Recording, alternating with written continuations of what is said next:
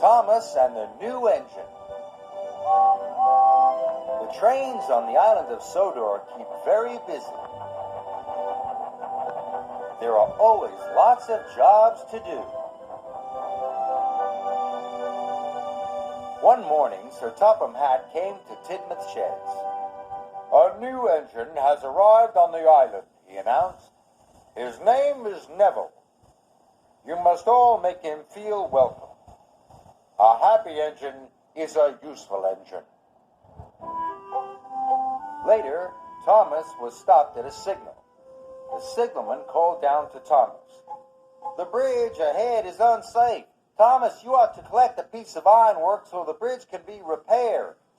"Yes, sir," puffed Thomas. At the yards, Harry and Bert were with Neville, the new engine. Neville was a steamy, but he had a square body like a diesel. Neville was backing up towards some trucks. "Nearly there," said Harry cheekily. "Nearly there," said Bert naughtily. Then there was trouble. "Watch where you're going, clumsy wheels," Harry and Bert laughed. Neville looked sad. "It's not our fault if you're a silly steamy," oiled Bert, and they laughed even harder. Thomas arrived at the yards. He could see Harry and Bert laughing with Neville.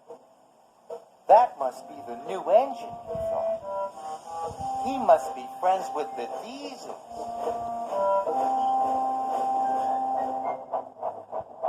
Thomas arrived at Knapford Station. "Have you seen the new engine yet?" asked James. "Yes," said Thomas, "but we'd better be careful. I saw him at the yards with Harry and Bert. They were laughing together." James was shocked. "A steamy, friendly with Diesels?" As Thomas left, Edward pulled in. "Have you heard about the new engine?" snorted James. And he started to tell Edward all about Neville. Later, Edward was taking on water. He was talking to Percy. "That new Stevie Devil is best friends with the Diesels," Edward puffed. "He doesn't want to be with Stevies at all." "How do you know?" peeped Percy. "James told me, and Thomas told him," whistled Edward. Later, Percy met Emily at a red signal. "Don't go near Neville, the new engine," he told her. "The Diesels have told him to biff into steamies. Edward told me. James told Edward, and they heard all about it from Thomas." When Thomas arrived at Abbey Station, Sir Topham Hatt was there. "Thomas, you must warn all engines not to cross the bridge until it's repaired," he boomed. Thomas felt proud. It was a very useful job. Just then he heard a whistle. Someone was coming. Thomas had to warn them. It was Neville, pulling Annie and Clarabel. Thomas was shocked. Annie and Clarabel were his carriages. "Hello," puffed Neville cheerfully. "I'm not talking to you," Thomas huffed crossly. Neville didn't know what he had done. Then Emily pulled in next to Neville.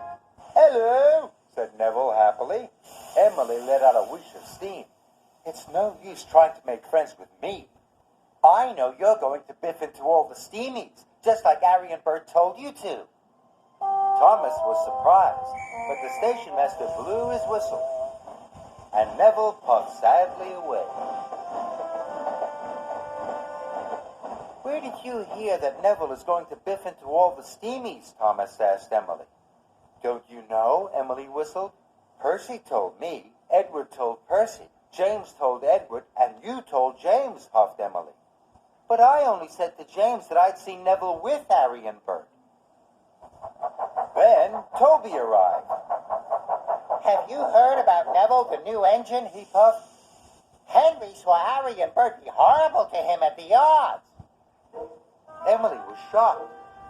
Thomas couldn't believe it. Neville wasn't friends with the Diesels after all. Where was Neville going, Emily tooted. Cinders and ashes, cried Thomas.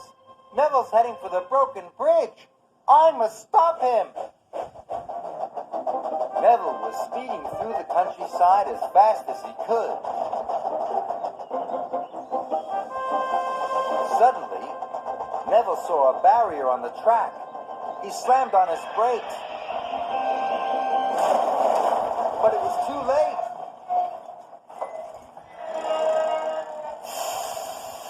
Neville was in terrible trouble. He was on the broken end of the bridge. Thomas knew it was all his fault. Suddenly, he had an idea. Thomas steamed slowly and carefully onto the bridge. He gently bumped Clarabelle and was coupled up. Thomas was very scared. Slowly and steadily, he began to pull Neville back from the edge. The bridge made a creaking noise. Thomas knew he must hurry. He pulled as hard as he could, and with one big puff, he pulled Neville's wheels off the bridge. Thomas had done it.